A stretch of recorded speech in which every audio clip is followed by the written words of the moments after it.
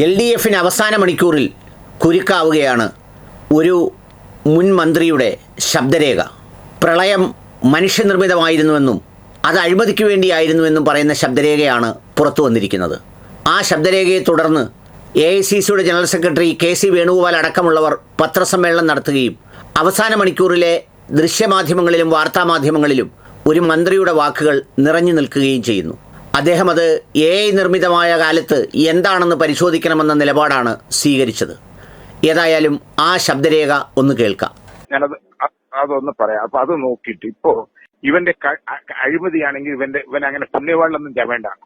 എന്താ വെച്ചാല് ശ്രദ്ധിച്ച് കേട്ടോ, എന്നാലേ മനസ്സിലാവുള്ളൂ.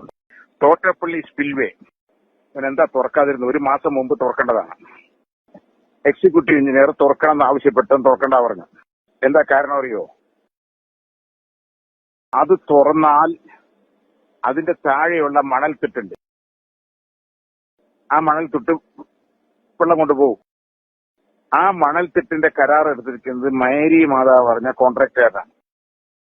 അവന് കൊടുത്തിരിക്കുന്നത് വെറും ക്യൂബിക് ഫീറ്റിന് 62 റുപ്പിക്കാണ്. അത് അവന് മറിച്ച് വിറ്റ അപ്പൊ 2000 റുപ്യ കിട്ടും. അവിടെ ഒന്നും ചെയ്യാണ്ട് അതിന് എത്ര റുപ്യ കിട്ടും? എല്ലാ ചെലവും കഴിഞ്ഞ് ഒരു 300 കോടിയെങ്കിലും കിട്ടും. 500 കോടിന് വിൽക്കും, 300 കോടിന് കിട്ടും. അവന് വേണ്ടിയാണ് തുറക്കാണ്ടായത്. അതാണ് നിന്റെ ജോഷി പറഞ്ഞ ചീഫ് എഞ്ചിനീയറും നമ്മുടെ കളിച്ചിരിക്കുന്നത് ജോർജ് തോമസിന്റെ പെങ്ങളും മാത്യുട്ടിയും കൂടി ഇരുന്ന് ആലോചിച്ചിട്ടാണ് പണിയൊക്കെ ചെയ്തത്. അഴിമതി നടന്നു. അവന്റെ പുണ്യവാനൊക്കെ ഉണ്ടല്ലോ. ഒന്ന്. രണ്ടാമത്തത്, ഇനി അവൻ അങ്ങനെ പുണ്യവാനൊന്നും ചവേണ്ട. അവിടെ മണിയാറ് പറഞ്ഞ പ്രോജക്റ്റ് ഉണ്ട് അവിടെ പമ്പയുടെ മുകളില്.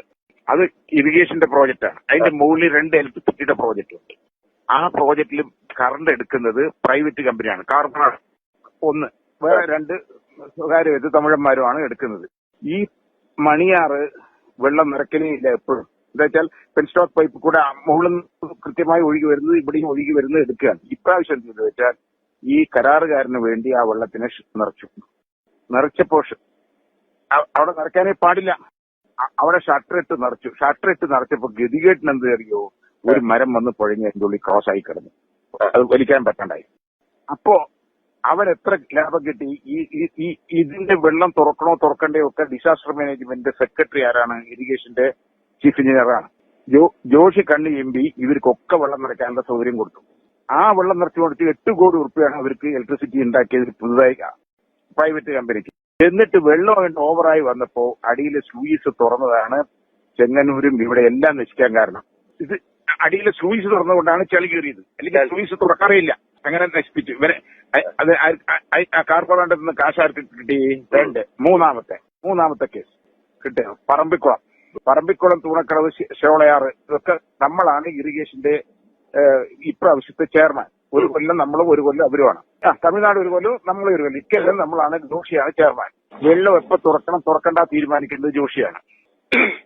അപ്പൊ ആ വെള്ളം തമിഴ്നാട് കൊണ്ടുപോകാതെ ആ വെള്ളം മുഴുവൻ കേരളത്തിലേക്ക് തുറന്നുവിടാൻ ഇവൻ കൂട്ടുനിന്നു. എന്താ വെച്ചാൽ ശ്രദ്ധിച്ചോ 1400 ക്യൂസെക്സ് വെള്ളം കൊണ്ടുപോകാൻ കൊണ്ടൂർ കനാലിൽ കൂടെ തമിഴ്നാട് കൊണ്ടുപോകാനുള്ള കപ്പാസിറ്റി ഉണ്ട്. 800 കൊണ്ടുപോയുള്ളൂ. 35 മെഗാവാട്ട് അവിടെ ഇലക്ട്രിസിറ്റി ഉൽപ്പാദിപ്പിക്കേണ്ട അവിടെ 20 മെഗാവാട്ടേ ഉൽപ്പാദിപ്പിച്ചു. എന്താ കാരണം? അവിടെ 100-200 കോടി റുപ്യയുടെ വർക്ക് നടക്കുന്നുണ്ട് ഇവിടെ തമിഴ്നാട്ടിൽ. ഈ വെള്ളം പോയാൽ ആ വർക്കിനെ മുഴുവൻ വയ്ക്കുക. ആ കരാറുകാരനാണ് ഇതിൽ വന്ന് കണ്ടത്. ആ കരാറുകാരൻ ജോഷിനെ കണ്ട് ഇവർക്ക് ഒരു വീതം കൊടുത്തപ്പോ ആ വെള്ളത്തിന് എന്ത് ചെയ്തു? പെരിങ്ങൽകുത്തിലേക്ക് തുറന്നു വിട്ടു. ചാലക്കുടി പുഴപ്പം അങ്ങനെയാണ് ചാലക്കുടി പുഴ മുഴുവൻ പോയത്. മനസ്സിലായില്ലേ? പുണ്യവാളൻ കാശ് ഞാൻ വലിയ ആദർശവാനാണ് പറയണ്ടല്ലോ. ഇത് എത്ര കോടി റുപ്യ ഉണ്ടാക്കിണ്ടാവും? ഇതാണ് പരിശുദ്ധനായ ആളുടെ കഥ. ഇതാണ് കഥ. ഇത് നിങ്ങള് നിങ്ങളുടെ കമ്മിറ്റി വന്നാൽ പറയാൻ പറ.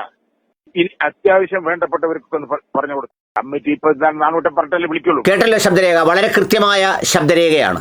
ആ ശബ്ദരേഖയിൽ പറയുന്നത് കേരളത്തെ വല്ലാണ്ട് ബാധിച്ച ആ പ്രളയം, അത് ചെങ്ങന്നൂരടക്കം മധ്യ കേരളത്തിലടക്കം ആളുകളെ ഭീതിയിലാഴ്ത്തിയ വലിയ പ്രതിസന്ധി സൃഷ്ടിച്ച ആ പ്രളയം മനുഷ്യനിർമ്മിതമായിരുന്നു എന്നാണ് പറയുന്നത്. ഡാം മാനേജ്മെൻറ്റ് അതിൽ ഫെയിലുവർ ആയതാണ്. അത് ഫെയിലുവർ ആയതല്ല, സ്വയം ഫെയിലുവർ ആക്കിയതാണ് എന്നാണ് ഒരു മന്ത്രിയുടെ ആക്ഷേപം. എത്ര ലക്ഷം ജനങ്ങൾ സഹിച്ച, കോടിക്കണക്കിന് രൂപയുടെ ഉറുപ്പിക നഷ്ടം വന്ന, ഒരുപാട് ഫണ്ട് വിനിയോഗിച്ച് പിന്നെ അതിനെ പുനരുജ്ജീവിപ്പിക്കേണ്ടി വന്ന ആ പ്രളയം ചില സ്ഥാപനങ്ങളുടെ പേര് പറഞ്ഞ്, അതായത് ഈ തോട്ടപ്പള്ളി സ്പിൽവേയിലെ ഡ്രഡ്ജിങ്ങുമായി ബന്ധപ്പെട്ട സ്ഥാപനങ്ങളുടെ, മേരി മാതാന്നോ മറ്റോ പറയുന്ന അതിൻ്റെ പേര് പറയുന്നുണ്ട്. പിന്നെ മൂഴിയാറുമായി ബന്ധപ്പെട്ട ഒരു കരാറുകാരൻ്റെ പേര് പറയുന്നുണ്ട്. അപ്പോൾ അത്തരം കരാറുകാരെല്ലാം ഉൾപ്പെടുന്ന ഒരു സാമ്പത്തിക ലാഭത്തിന് വേണ്ടി നടത്തിയ സംഗതിയാണ് എന്നാണ് ആ ശബ്ദരേഖയിലൂടെ പറയുന്നത്. അത് ഇലക്ഷൻ്റെ അവസാന മണിക്കൂറിലാണ് പുറത്തുവിട്ടത്. അത്രമേൽ വൈകാരികമായി, അത്രമേൽ പ്രയാസകരമായി കേരളം കടന്നുപോയ ചരിത്രത്തിലെ ഏറ്റവും പ്രധാനപ്പെട്ട ഒരു സംഭവത്തെയാണ് അങ്ങനെ പറഞ്ഞിരിക്കുന്നത്. വാർത്താസമ്മേളനം നടത്തിയ മുൻ മന്ത്രി കൃഷ്ണൻകുട്ടി ഇത് AI-യുടെ കാലഘട്ടമാണ്, ആ ശബ്ദം ആരുടേതാണെന്ന് പരിശോധിക്കണം എന്നതടക്കമുള്ള നിലപാടാണ് സ്വീകരിച്ചത്. മുഖ്യമന്ത്രിയുടെ പത്രസമ്മേളനത്തിൽ അതേക്കുറിച്ച് ചോദ്യമുയർന്നപ്പോൾ അന്നത്തെ മഴയും അന്നത്തെ കാലവുമൊക്കെ എല്ലാവർക്കും അറിയാം എന്നുള്ള തരത്തിലാണ് മുഖ്യമന്ത്രിയും പ്രതികരിച്ചത്. പക്ഷേ അവസാന മണിക്കൂറിൽ ഈ പറയുന്ന ശബരിമല വിഷയത്തോടൊപ്പം, അതുപോലെ വെള്ളാപ്പള്ളിയുടെ ന്യൂനപക്ഷ വിരോധ പ്രസ്താവനകളോടൊപ്പം ചേർത്ത് വെക്കപ്പെടുന്ന മറ്റൊരു ഇമ്പാക്റ്റുള്ള ന്യൂസ് കൂടിയായി മാറുന്നു ഈ പ്രളയത്തിലെ ആസൂത്രിതമായ മനുഷ്യനിർമ്മിത ഫെയിലുവേഴ്സിനെ കുറിച്ചാണ്. അതും പറയുന്നതൊരു ചെറിയ ആളല്ല, മന്ത്രിസഭയിൽ ഉണ്ടായിരുന്ന ഒരു മന്ത്രി തന്നെയാണ് എന്നുള്ളതാണ് ഏറ്റവും പ്രധാനം.